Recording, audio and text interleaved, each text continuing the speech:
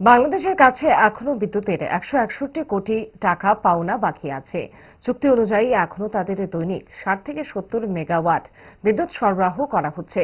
এই সরবরাহ বিষয়টি দেখছেন দিল্লিস্থিত বিদ্যুৎ ব্যাপার নিগম লিমিটেড। বাংলাদেশের বর্তমান পরিস্থিতির মধ্যেও বিদ্যুৎ সরবরাহ অক্ষুণ্ণ রয়েছে বলে জানান বিদ্যুৎ মন্ত্রী রতনলাল নাথ।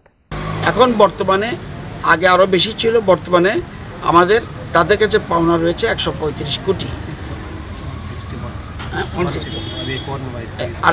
আরেকটা বেড়ে এখন একটু বেড়েছে, 161 কোটি টাকা আমরা পাই। তো আমরা এই টাকার জন্য আমরা বিদ্যুৎ ব্যাপার নিগমকে বলি আমাদের টাকার তাড়াতাড়ি আমাদের ব্যবস্থা করুন। ওরা যদি চেয়ে থাকে বাংলাদেশের কাছে, সেটা আমরা জানি না। স্যার, এখনো কি বিদ্যুৎ দেওয়া হচ্ছে 60-70 মেগাওয়াট আমরা প্রায় সময় দিচ্ছি, কখনো বেশি, কিন্তু 60-এর নিচে নামে না। আমরা এরকম বিদ্যুৎ দিচ্ছি।